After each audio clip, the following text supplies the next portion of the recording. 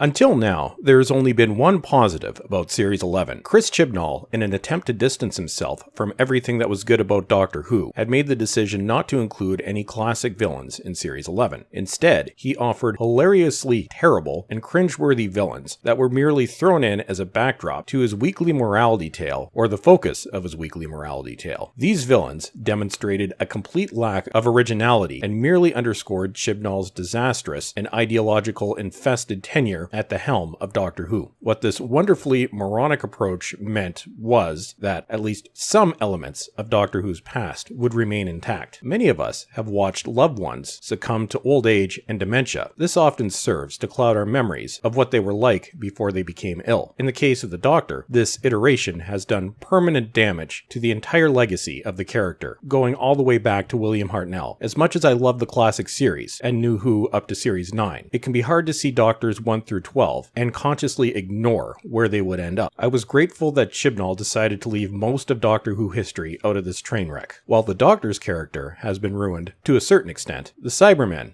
the Zygons, the Ice Warriors, the Master or Missy, the Weeping Angels, the Time Lords and Gallifrey, and the Daleks would remain unscathed and would not be touched by the Chibnall-Whittaker dumpster fire and would be saved from the NPC wrecking ball. We would remember these things as they were, as relics from a time before this disaster started. Granted, Stephen Moffat didn't really do anything to advance these things further. The Daleks and Weeping Angels were overused. The Cybermen were weakened and always seemed to be used as side plots to other stories. Hellbent was, well, not good, but it's absolutely brilliant when comparing it to anything from Series 11. And the Master/Missy was subjected to a very weak story arc in Series 10. But did Moffat destroy these things? No. Yes, they were mishandled, especially in the later years of his tenure, but they were not destroyed. Many of us did not like where Doctor Who was going in Series 9 and 10, but that didn't necessarily mean that we hated the show. We hated the SJW feminist ideology that began to infest episodes, but weren't necessarily the focus. We hated Moffat's confusing and often repetitive and ultimately disappointing story arcs, and we disliked some of the companions that had been introduced. We didn't really like those two series, but we didn't hate Doctor Who. Those two series were weak, but they were still Doctor Who at their core. And we had Peter Capaldi, who, although being subjected to terrible writing, was, in my opinion, the best actor we ever had in the lead role. Not the best Doctor, but the best actor. It's painful to go back and watch Series 8 and see how much promise the show had only 4 years ago, and then look at where it is now. Look forward to an upcoming video on this subject. The situation with Series 11 is very different, and I can say that at this point, I hate this show, at least this iteration of the show. I've never said this about Doctor Who before. The SJW feminist garbage is no longer thrown in as a side plot or throwaway line. It's now the focus of the show. The writing makes Series 9 and 10 look like Shakespeare by comparison. And this Doctor is the most unlikable version we've ever had, by far. This is not even recognizable as the same character from the previous 12 or 13 if you include the War Doctor incarnations. Jodie Whittaker's portrayal is all over the place, and she doesn't have the gravitas or authority that every other iteration of the Time Lord had. The only time Whittaker veers from her all over the place portrayal is when she's telling off white males, which usually occurs about once an episode. Then we see nothing but blind hatred. This was never part of the Doctor's character. Yes, you didn't want to mess with him, especially Doctors 4, 7, and 10, but he was never as cruel as Whittaker was to the single father in It Takes You Away. Other actors who have portrayed the Doctor have also gone out of their way to endear themselves to the entire fanbase. Even Christopher Eccleston, who completely distanced himself from Doctor Who, is still gracious to fans. I have a wonderful autographed photograph of Peter Capaldi that my good friend Tony gave me as a birthday gift a few years ago, and he went out of his way to scribble a few little jokes on it. He spelt my name wrong, but we won't hold that against him. In short, the previous Doctors always valued the fans, and they always valued the show's history. I'm going to delve into this in more detail in a future video, but the basic thesis will be that Whittaker has not endeared herself to fans or the franchise. This Doctor is not loved by most long-term Doctor Who fans. And now it looks like, although not officially confirmed yet, to the best of my knowledge, that the Daleks will be in this year's New Year's Day special. They are easily the most noteworthy villains in Doctor Who history, and were the main factor in propelling Doctor Who in 1963. Doctor Who probably would not have made it to the end of the year without Terry Nation's groundbreaking story. The Daleks became became an institution before Doctor Who did. Whenever they appeared in the classic series, it was an event, and when they first appeared on the screen again in 2005, the internet exploded. They were diminished a bit during New Who, as they were used at least once a series. It's been rumored,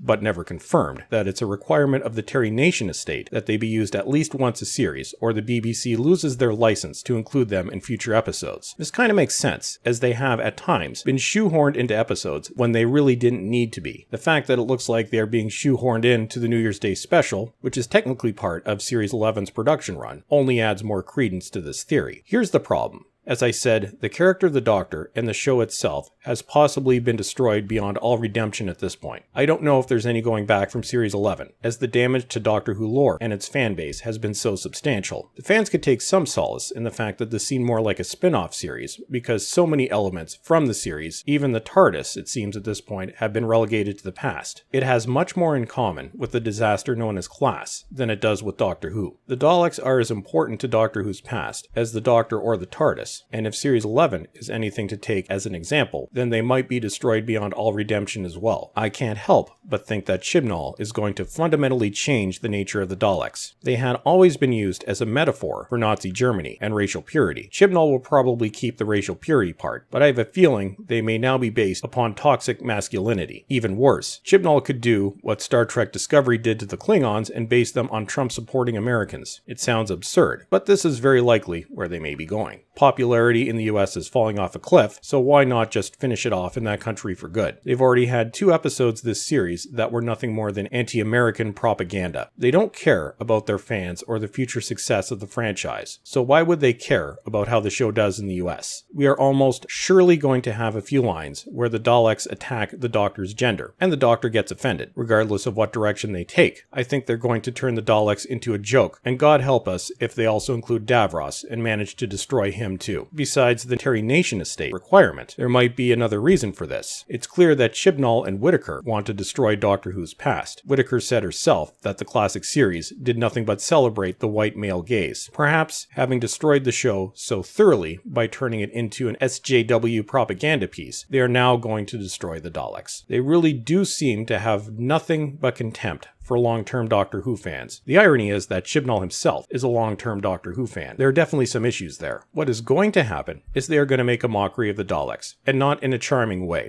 like was done in The Chase, but they are going to ridicule and destroy Doctor Who's longest-serving and most popular villain. Again, this has not been officially confirmed at the time of recording this video. Maybe we'll get lucky and learn that this is just a rumor and they're going to do something completely different, although almost certainly terrible, for the New Year's special. Unfortunately, something tells me that this rumor is probably true. And that's it for today.